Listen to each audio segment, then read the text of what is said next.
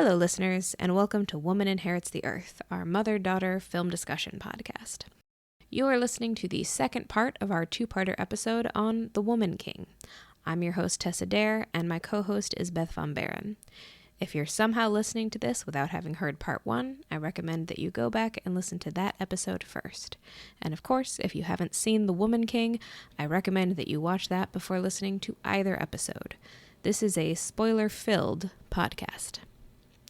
We left off last week with the discussion of Nanisca and Naue discovering their relationship to each other, and Nanisca rising to defeat the man who attacked her when she was young.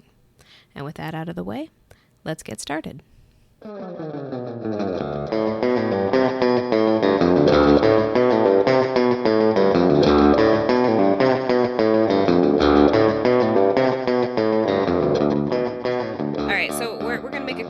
Quick notes and then maybe have a brief discussion on Malik because I have some things I want to say about him. But before we get to that, I just have a couple of moments that I wanted to point out from the movie that I sort of saw as pulling these kind of inversion moments. The first was about 43 minutes in, we cut to the port of Ouida, which is where we first see the white people. And part of the inversion here is obviously in American cinema, we're used to white people dominating the screen. But the bigger inversion is, and I don't remember if I noticed this the first time around, but I really noticed it this time. The people of Dahomey speak English on screen, and then the white people speak Portuguese, and it gets translated. And I feel like it's such a long-standing trope in American film that anyone who's European just speaks English on screen. Even it's supposed to be set in France. You'll see them speaking English on screen, but then whenever a character of color shows up from a different country, they don't speak English on screen and they get the subtitles, and it's just this very subtle but persistent way of othering people of color. And in this film, it's reversed. It's the Europeans. It's reversed, yeah. Yeah, it's the Europeans who get the subtitles, and the people of Dahomey speak English. Now, obviously, you can make some kind that's of... That's a logistical thing. I mean, how would the whole film would have to be in whatever language it is they speak, True. Which we never find out. They could have chosen to have the Portuguese characters show up and just be speaking English. They could have made that decision, but the first thing that they do is speak Portuguese and have the subtitles underneath. And I feel like that was a choice. They wanted to reverse that othering moment. The next one I think came right after this, when Oba Ade is talking to Santo. Santo is trying to explain some bit of like European politics to him, and Oba Ade's response is, "Your tribal warfare is none of my concern." I don't think I noticed that line the first time I watched it, but this time I was like, that's hilarious. I love that. Like, and Santo does sort of your tribal welfare. Your tribal warfare, your European tribal warfare is none of my concern. I was like, that's such a great subtle moment. That's what this whole film is about, but okay. But that's also like kind of how we in the West tend to dismiss any kind of interpolitical thing between any African nations, any like Middle Eastern nations. We sort of refer to it as tribal warfare as a way of dismissing it. And I love that they have Oba Ade do that to the European guy. And it's so disrespectful. He's being so disrespectful to the guy.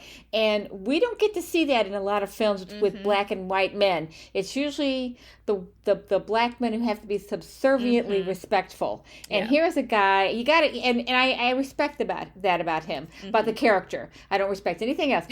But the fact that he can speak up to these white men and say, that's none of my concern. And it's like, I just say, fuck you. I don't care. Yeah. That's a great, And I feel like that's also kind of reflected in the way the two characters die, because Santo kind of gets this disrespectful, like almost last minute death. He gets like drowned in the ocean by a group of men.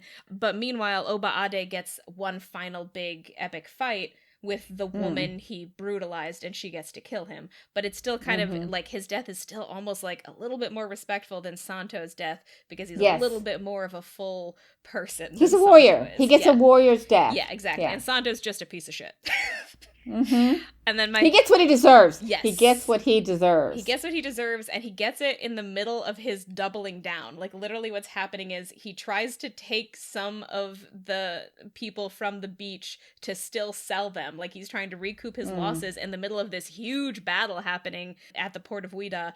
And it backfires on him, because of course it does. Because also his mixed race friend that he's been treating terribly this whole time finally realizes that he needs to help. Well, and it's stupid on his part too, because it shows that he had no sense of survival. Oh yeah.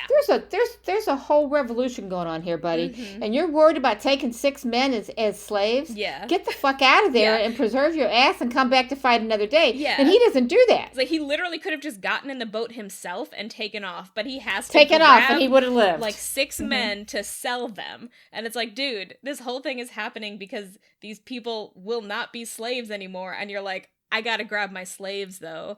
Ugh. Yeah. Greed will out. I mean. Yeah.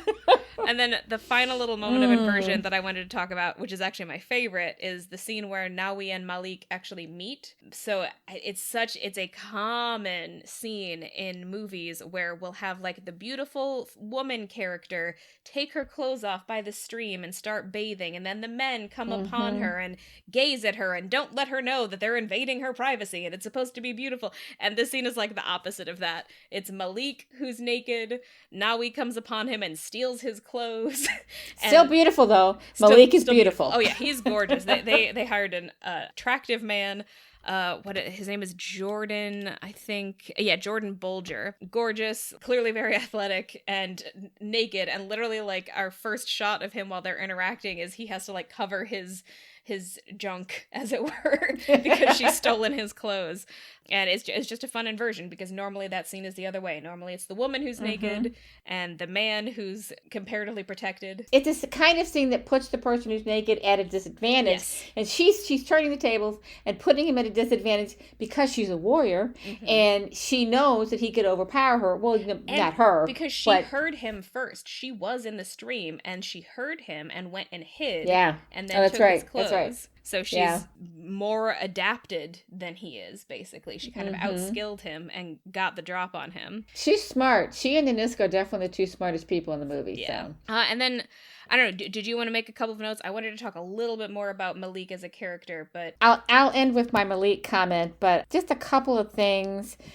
There are some comments that some of the characters make that I think are just great writing. When Niska, I always want to say Nabisco, because that's what keeps coming up. When Niska realizes that now he's her child, she cuts into her skin and finds it, and Menza says, "No, the gods are not that cruel."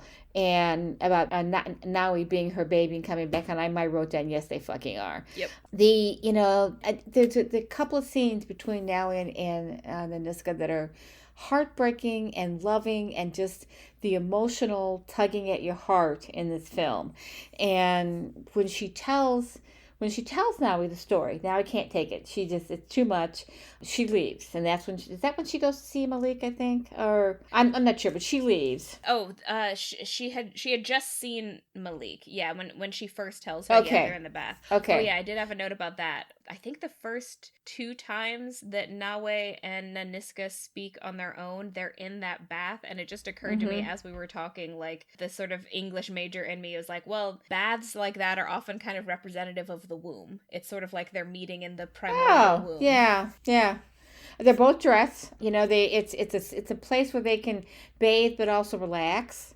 I'm assuming it's warm water. So anyway, when at some point, she sees her, and she says, this is after everything has gone down, and now he says to her, "A man who gave you so much pain, I am sorry." I had to pause the movie at that point because I was crying. Yeah. She apologized to her mother for this gang rape that, without it, she wouldn't exist. But that doesn't occur to her. She just knows that it caused her so much pain. And I don't know if it's that scene or if it's a second scene, but she's making an offering to Azogi. And we need to talk about Azogi's death. Yeah, too, we should talk about Azogi. We'll get to that in a minute. Yeah. So, but at the end, she's making an offering for Azogi, and then Niska basically tells her that she is loved and wanted, and now he says she is sorry a second time and runs away. So she's still not ready to accept her. But then at the end, when there's celebration going on, and she's had some time to adjust, and she's feeling a little bit better about everything, she goes to her mother and says, "Mother, will you dance?" Yeah. Okay, now I'm gonna cry. Yep, same. She embraces her. I know, and I wonder at that point she embraces her so strongly for such a long moment that I'm wondering if they will ever tell anyone other than Amenza. But anyway, I think they can't really, because they can't, because it's against children. The rules. Yeah, because the first time I saw it, I thought, did Nellie have sex with Malik? Is she going to end up repeating the story and having a baby, and she's going to have to hide it, or they will have to change the rules? But when I saw it the second time, I thought, no. And that didn't happen, because that's not in keeping with the themes of the movie. Yeah. So it's not a good idea to have it happen. And also, even though she is wrapped in a blanket when he comes to her room there at the end, I think that's just the way she sleeps. Yeah. She sleeps naked. Yeah.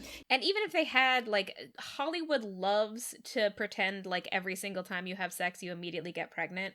But, even if they did have sex, she probably wouldn't actually immediately get pregnant. Yeah. So, just for a brief second, let's talk about Izogi's death. Yes. It's one of the turning points in the movie. It's a smaller one. Izogi is kind of our main comic relief character until that point. I mean, she's also a serious character. She's also the heart. She's the heart and soul of the movie. She's not the star. She's my favorite character. Yeah. She's not the star, but she is funny and also wise. Yes. She's wise, and she is an advisor to so many of these women, because she understands people really well. She understands strategy. She understands what to say in the moment to make people understand. And so when she fully expects to become the Maganan at some point. And she's really skilled. She's really skilled. She would have. She's very strong. It's likely if she had not died, she would have. Yeah. She's the only one, I think, who comes across as maybe slightly lesbian. I mean, that she gets kind of had that vibe sometimes. A little bit. But, in a butch sense. Yeah. But even that is just so fleeting that it cures you for a second and then it goes away, because there's no sexuality in these women. Yeah. I mean, it's not that it's not there. It's not that it's suppressed. It's just it's not a component of who they are at this point in their lives. Yeah. So they're not unsexual. They are aware of sex. They maybe they're asexual. I'm not even sure that's a good way to put it. It's just not part of their lives. It's just not there. I mean, they have willingly given it up. Yeah, they've willingly given it up, and they live in a time where it's not like any woman was really allowed to embrace her sexuality. Right. They're more removed from it than some women, but they also understand that giving in to their sexuality in this society would be tantamount to giving up their power, and they want to keep their power. And statistically speaking, some of them are bound to be lesbian. So it's but it doesn't even enter the filmmaker's brain to introduce that, because they're not. There's so much going on in that film. I don't know how they could have also introduced it in their storyline. But Hollywood tends to introduce sex no matter where. Yeah. So, or no matter what's going on, and they did. But this is a film made by women, and they weren't motivated in that way. So when Izogi dies, she has a very long death, and it had to have been a very painful one.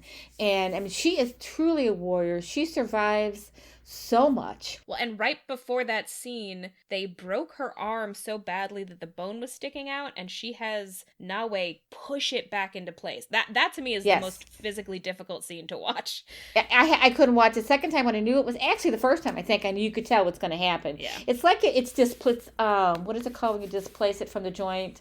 I think that's what she's doing. She's pushing the joint back in, and I think it's literally the bone. She's pushing the two bones together, because it's in the middle of her arm, and you can see the bump go down. It doesn't give her it doesn't unbreak the arm, but it does make it so that she can hold it in a way that they won't notice that it's broken. Yeah. And so she has a little bit of functioning. She's not, and once the immediate pain subsides, she's not in as much pain as she was in, so she can fight. I think this is also why it's important that we showed her earlier being able to withstand so much pain in the trial with the man.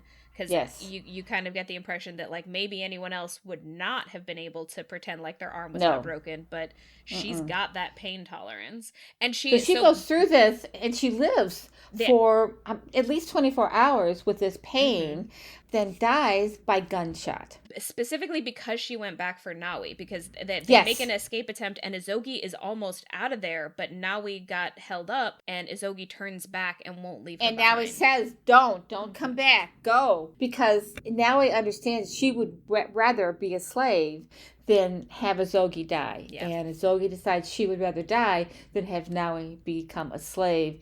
And she comes back to save her, doesn't get to do it because she's shot before she can get to her. Yeah. It says a lot about sacrifice and the whole notion of how useful is power if the people you love are in danger. Yeah. So, she could have lived, she could have left, she could have lived, gone on to become the Maganin, but she realizes she can't do that because she loves Nawi. So she sacrifices herself, and it is gut-wrenching. Yeah, absolutely heartbreaking. Hardest part of the movie to get through. It really was. It was the hardest part of the movie. Since we haven't said it, Izogi is played by an actress named Lashana Lynch, who also plays Maria Rambeau in Captain Marvel. I did not know that. Yeah, Captain Marvel's best friend. Unfortunately, Marvel killed her off screen, but she is in that movie. I kind of do remember. Okay. Yeah, I'm still mad. I'm still really mad.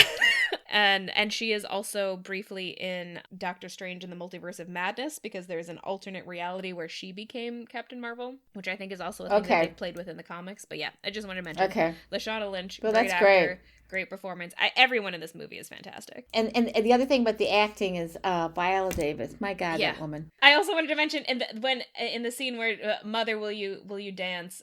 They then do go dance, and Viola Davis can cut a rug. She is going for it. And it's very short. It's like maybe 5 seconds of her dancing, and they cut to another scene. I'm like, no, come back. I want to watch her dance some more. Yeah. I want to learn this movement she's got going on here. It's just really, she's just such an amazing actress. Everything she does. And you know what? It makes me want to go back and watch that television show she was in for a couple of years that I couldn't watch because I just thought it was just kind of soap opera-ish. How to Get Away with Murder. How to Get Away with Murder. Yeah. And I thought, oh man, I may have to go back and watch that. Yeah. It's probably the only thing of hers that I haven't seen. She is... And the thing is, she's ugly, and this character is she's got her hair pulled back, it's taut. She's got she's fierce. She's got this fierce looking. She never looks beautiful in this role, except that she she's beautiful. And there's one scene where she lets her hair down. Yeah, the final scene. And she's and I guess maybe she has makeup on, or she's taken the war paint off or something, but you realize, oh my God, she's beautiful. Yeah. But she has made herself ugly in this film. And what actress is willing to do that? Well, what's her name? Not Scarlett Johansson. Charlize Theron. Charlize Theron. She gained weight and made herself ugly for the movie that I have still not seen because it's so violent. I'm not sure I can. Monster. I don't remember. Monster. Yeah. But now I think maybe I should see it. But yeah. So Viola Davis is my queen. I just love her so much. Yeah, she is fantastic. Okay, before we wrap up, I had kind of one final point that I wanted to make about Malik. It's also a little bit about Gezu. Malik and Gezu both kind of, I feel like, are this movie's representatives of the sort of middle of the road liberal mindset. They're opposed to the worst aspects of culture, and they clearly have this ability to reason things out, but they're still attached to some of these ideas. I mean, Gezo in particular, he's definitely a really interesting character. One of the notes that I wrote down for him was when Nawe finishes first in the final competition, he beckons her to come over and praises her beauty and says, if she was not so skilled, I would have made her a wife by now. Mm. Which he thinks is honor. It's an honor. Yeah, and that's it just really made me think. I was like, wow, that's such a well-written line, because it's such a good way to show how a well-meaning man so often, even though he's well-intentioned, it's like the only thing he can think of to praise a woman on is her looks. And it's like she just won this incredible competition that showed off her incredible skill. And he does say that she's skilled, but it's like he can't help but kind of sexualize her in this moment. And it's like, even though he's clearly a pretty progressive king for the time, he's still, a part of him is in this mindset. Yeah. But I also like that they have that happen, and yet Nawe almost doesn't even notice it because she doesn't care if he likes her. She's only got eyes for Naniska. Nanisca. She only wants Yes. Nanisca's approval. Yes. So I love that they were able to represent that, but also that doesn't like take away from Nawe's accomplishment, because she doesn't care what the king thinks. She doesn't care about him. She only wants Nanisca's approval. So I just thought that was great. But it's also this example of this kind of character who means well but is sometimes misguided, and I feel like Malik is kind of the more extreme example of that, because he's mixed race. His father was white, his mother was Dahomey, and she was enslaved. So to me, the implication of that is his father raped his mother. Oh yeah, it's not an implication, it's real. That is what happened. He owned her. He owned her. He may have loved her, but he owned her and had a child with her. And, like, the truth about, mixed race children in slavery is that most of them were just continued to be put into slavery. So for whatever reason, Malik wasn't. Malik himself is not enslaved. Could be the only child he had. So exactly. That was my take on it. Yeah, he could be the only son that his father has. He is also very light-skinned, so that could have to do with it. They did a very careful job with skin tone in this movie, because he's visibly light-skinned compared to all of the other characters. Right. But he also kind of represents, like, he wanted to come to Dahomey to see his mother's people, but he also came with a slaver, and he's kind of unwilling to stand up to Santo at any point. Santo repeatedly kind of knocks him down, doesn't really treat him well, but also, like, forces him to get in line. And he actually has a moment, I can't remember exactly what he says. I thought I wrote it down, but there's this moment where he basically knocks Malik back down by essentially telling him that he's lucky that he himself is not enslaved, and so he needs to get in line.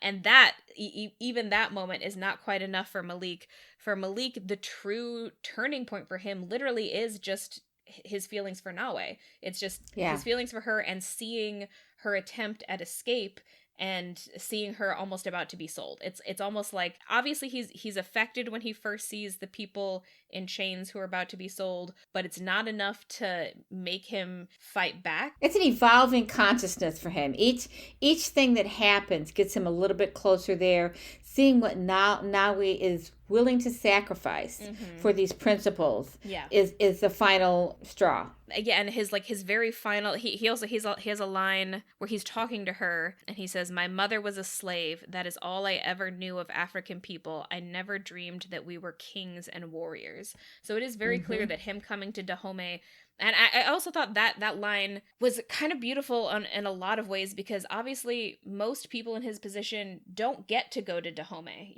Most people who were born into slavery or born to enslaved parents, that is all that they know of. If they're second generation, they don't know. That's all they know. And that's true of heritage. Americans. Americans today don't understand that African culture that we raided and raped was full of, these kinds of cultural environments, where there were kings and there were warriors and there were, whole communities and cultures that we destroyed by removing the people who lived there. So it's kind of, I would also say that the two men you're talking about, Malik and Gezu, they don't question norms. They don't question. Exactly. They're very traditional men, and their life is comfortable. So why should they question it? Exactly. Men, historically, for millennia maybe, it's the unusual man who questions his privilege. Yeah. And the unusual white man, I should say, who questions his privilege, and black men too. I mean, because they still have privilege in many situations over women. So I think it's unusual, and it's becoming less so, which is a good thing. But for the most part, I mean, there's the whole story of John Adams and his wife Betsy. Oh, I don't know. She's his equal, his intellectual equal, and I think is it the Adamses? I have the wrong couple, but anyway, that historic couple, when she tells him, "You have got to put women in the Constitution." It's not the Constitution, it's the Declaration. I'm getting the whole story wrong here, but you know what I'm talking about. I should have, if I would know we were going to be talking about this, I would have refreshed my memory by looking it up. But I think it's the Adamses, and she tells him, he banishes her to the bedroom or to somewhere out, and he won't talk to her for a very long time, because she says, "No, women have should be allowed to vote. Women, we run the households. She says, and you think I'm different, that I'm super special or I'm super smart, but I'm not. All the women I know are like me. Yeah. We are not stupid. And now I'm going to have to look this up and see if it's Betsy Adams, but I think it is. So yeah, it's a standard thing that men have always accepted until very recently, and many men still do, that women are not as smart, they're not as strong, they're not as capable. And I feel like in Malik's case, it's kind of particularly poignant because he is himself half Dahomey, but he's still kind of accepting this European hegemony until a series of events kind of forces him to wake up. It's both his connection with Nawe, seeing what she goes through, seeing that she's almost killed or sold, and then that final moment on the beach. He escapes to the beach and encounters Santo again, and Santo, they're going to the boat to get away, and Santo turns back and takes these men who are tied to a post on the beach and cuts them free from the post and drags them to the boat. And you just sort of see on Malik's face, he's finally presented with this moment where all he has to do to fight back against Santo and slavery in this moment is just help those men just a little bit. Because there's like 6 of them and 1 of Santo. And so he finally does it. He cuts them free, cuts them loose, and watches as they kill Santo. He doesn't help them kill Santo, but he lets it happen. He's trying to prevent them from killing him too. I think he's yelling his name. He wants to save him, but he realizes he can't. Because these men are frenzied and they are out for blood. Yeah, and he let them go. I think because it was like in this moment he let them go. He can't be a party to it anymore. And yeah, so it's like it's not a fully active thing, but it's like he's finally gone through enough that he can no longer prop up the system through sheer passivity. So he just cuts them loose. That's his one big moment. Yeah. I just thought that was a really well done point. It's like he does sort of grow, but it takes so much, and it takes so much. One of the people who was most in a position to see the truth because he is half black, half slave too. His mother was a slave, and his mother was a slave, and it's like but it took all of that for him to see the truth. It was quite a path for him to walk, and at the end he's still feeling guilty about it because he has to let his friend die for him to make this leap. So and that's and they were friends since childhood. Although whenever he says that, says it a couple times, and it makes me think, so he was the child of a slave. He was your slave friend, wasn't he? Yeah, probably. But but presumably at some point Malik was raised up because he was freed or something. I mean, Santo is mean to him, but does ultimately treat him as kind of an equal. He almost treats him like you're my poor friend. But Malik comes from a wealthy family. I mean, his father's got wealth or business, so he has to treat him that way. I don't think he has any choice about it. But okay. So all right. So at the end of our discussion here, we are going to talk about our hottest takes. They can be our most controversial or provocative opinions, or maybe just our weirdest opinions. So what is your hottest take on this movie? So I have this memory from childhood of reading, I went to Lutheran school, of reading the Bible, reading the Old Testament, and reading about eunuchs. As I grew up, got older, I had always assumed a eunuch was a man who had been castrated. That's the way it was presented to us. But it actually may not have been. And the reason I looked it up is because there's a character in here, and I just looked on IMDb, and I don't see a name for him. I think he's just the eunuch. He is an assistant to the king. And at the very beginning of the movie, they talk about the only men allowed behind the walls where the women live are eunuchs. Yeah. And so the concept has often been that harems were, the people guarding the harems were eunuchs because they had no sexual desire for women. But the implication, and it might have even been stated in the Bible that they were castrated. But some religious scholars believe that they were not castrated. They were just gay. So, the eunuch is often translated as a minister of state, a chamberlain, or even an officer, sometimes military. But they were, in Jesus' time, it meant an unmarried man. And in the book of Matthew, Jesus says, "For there are eunuchs who have been so from birth." And there are eunuchs who have been made eunuchs by others, and there are eunuchs who have made themselves eunuchs for the sake of the realm of God. Let anyone accept this who can. That's the people's justification for Jesus accepting homosexuality. So I would make the case that eunuchs were gay men, and the castration was a concept then that was differently understood than we understand it today. When you castrate somebody today, and it's been done to hurt people, to hurt men, and they're called eunuchs after that, but doesn't necessarily mean that that's the only use of it. So, and the reason this all came up is the character is so clearly gay.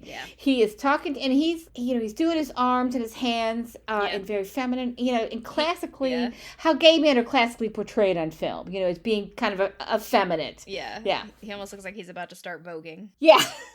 I was thinking this guy belongs on the Drag Race. So I mean, on the drag shows. That's who he's got robes on, and he's got a little bit of makeup, and he's got jewelry. He kind of visually looks more like the wives than like anyone else. He's kind of done up the way they are. Except he's bald. He's completely bald. Yul Brynner is another look that came to mind. But so that's what made me think about it. And so I wondered the filmmakers what they were going for here, because I don't think castrating a man, making him become a quote-unquote eunuch, makes him become gay. And this character is clearly being portrayed as somebody who is gay. I just thought it was an interesting thing, and it got me into a rabbit hole of investigation in terms of the word eunuch. So that's my only thing. That is interesting. Okay, my hottest take on this movie is that I think it is the best historical epic I have ever seen. And regardless of whether this is factually true, to me, it feels like the most historically accurate historical epic I've ever seen.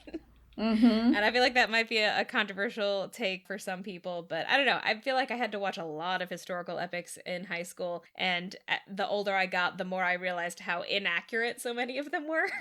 They're very male-focused. They're very male-focused. They often tend to gloss over the more unsavory parts of our history, and I feel like this movie is not really doing that. I mean, to an extent it is, because I did look up a little bit of the history of Dahomey, and one of the things that is not happening in this film, because it didn't happen until much later on, is Dahomey was eventually taken over by the French and kind of ceased to be its own kingdom. Obviously, it's not a country anymore. It's in West Africa. I'm not exactly sure where it would map on to a modern day map. I know that they were very near the Igbo people, which are a people who are now in Nigeria. So it's in that general area. But so like part of the history that it's glossing over is the fact that Dahomey was eventually essentially destroyed by Europe. And also that it is true that King Gezu was a person, and he did attempt to eventually, or actually I think it was actually his successor who tried to move away from the slave trade and into the palm oil trade, which unfortunately is a decision that was later reversed, and they got back into the slave trade because the palm oil trade turned out to not be very lucrative. And then it didn't matter anyway, because eventually the French came in and invaded. So we are alighting some of the real history, but I feel like this was a much more holistically realistic representation of the slave trade than we have often gotten in these historical epics, where a lot of the time we don't look at the actual trade part of the slave trade. We just sort of write about how white people joined the Underground Railroad and helped people get away from slavery. And who was doing the slavery? Oh, let's not talk about that, So but you just took the hopeful ending of this movie and stuck a big sword through it for me. Sorry. But hey, Nawe lived to the 1970s. Okay. The real person of Nawe was alive in the 1970s, and actually a number of the Ogojier, after Dahomey was destroyed, did attempt to live regular lives, and some of them apparently went into hiding with the actual Dahomey king. Well, here's the thing. Did you investigate whether or not these were the source for the story of the Amazons? Because they're not. And the story of the Amazons way predates okay. the Ogojier. Yeah, However, that makes sense. Okay. When the Europeans found out about the Ogojier, they referred to them as the Dahomey Amazons. Okay. The Amazons were like more than 1,000 years earlier.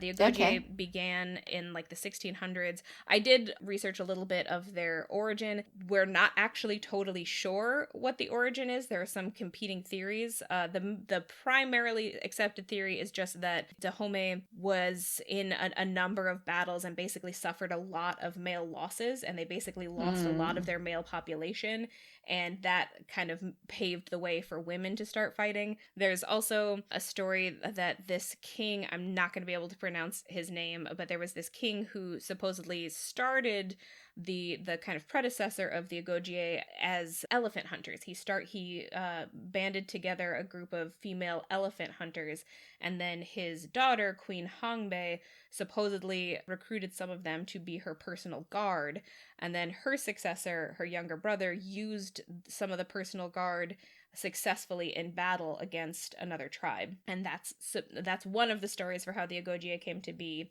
A lot of that is down to oral history, and so there's some conflicting accounts. But yeah, that is supposedly. I will say, as you were talking, it occurred to me that one of the good things about the movie is they don't spend a lot of time focused on the training. I really thought they were going to put a lot more time into that. I thought, I don't know how much of this I can take. As you know, we see military movies all the time with men as the focus, and they put so much time into the training, and it's like nobody wants to see this.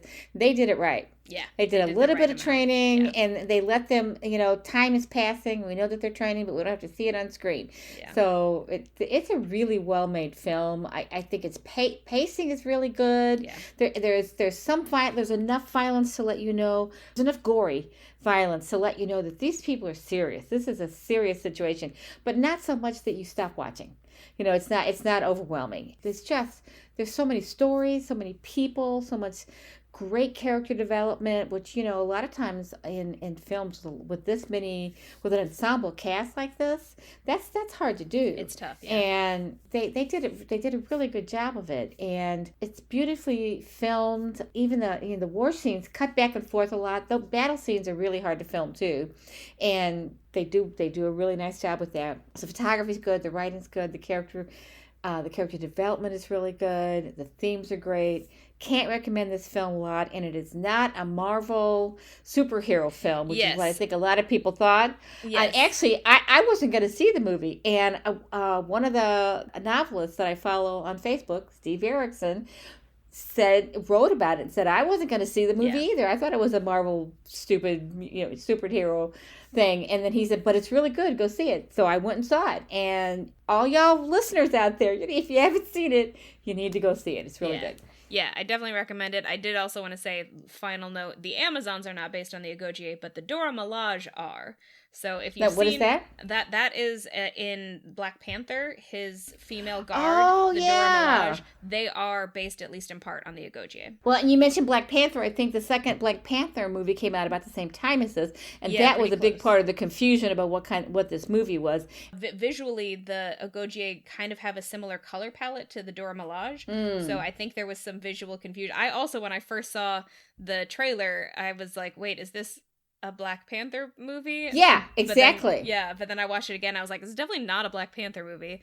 Well, and I'd be interested in knowing if they took away from each other's sales. If more people went to see the Black Panther movie than went to see the... I don't think they were actually in theaters at the same time. I think The Woman King came out first, and then the second Black Panther movie came out a couple months later. Which I have not yet seen. So that's... But it did say on their Wikipedia page that the success of Black Panther is part of how this movie was able to be funded, basically. The success of Black Panther kind of paved the way for... Because, like the old white men who control Hollywood, they don't want to make anything unless they think it'll make money, and they only think it'll make money if something similar enough to it made money before. Well, and clearly the Irish Film Ministry felt the same because they funded it. Yes. But yeah. And certainly if it's going to be a movie about Black women, they're going to be extremely resistant to it. But fortunately, Black Panther was like the biggest movie ever. So yeah, Black Panther was a great movie. But yeah, this is a movie full of women. Yeah. Full of Black women. There are no white women in this movie. And you want me to watch it? It's written by a white woman. But yeah, it's great. It's just one of my favorite films ever. And I don't typically like militaristic kinds of movies. But this one, I would say it's also one of my favorite films. And I don't typically like historical epics. Yeah. Although, I don't know. Ben-Hur I really loved. But other than that, battles and Well, that's biblical history, I guess, but raised in a different era, so I don't hate those kind of movies like you do, but I'm just tired of them. I get what you're saying. I'm just tired of them because I've seen so many of them. I've seen Ben-Hur, I've seen Gladiator, I've seen Spartacus, I've seen so many of these movies, but this one is actually Don't you be talking about Spartacus now. That's I'm not saying they're bad. Okay. I'm just saying I've already seen them, and I don't need to see 50 more. But this movie is actually different, and it's telling a slightly different story. Can we keep the historical epics and get rid of the gangster movies? Would that be a fair deal? Okay. So I think that'll wrap up our That wraps it up. All right. I'm Tessa Dare. You can find me at my website, tessadare.com. That's TESSADAIR.com, where you can sign up for my email list. Or you can follow me on Instagram at author.tess.adair. I am Beth Von Barron. You can follow me on Instagram at STL_writer_Beth, or sign up for my weekly Substack email, Saturday Morning Musings, at stlwriterbeth.substack.com. This has been Woman Inherits the Earth, a mother-daughter movie-watching podcast. Thank you for listening. We hope you enjoyed it, and we'll tune in for our next episode in 2 weeks. See you then.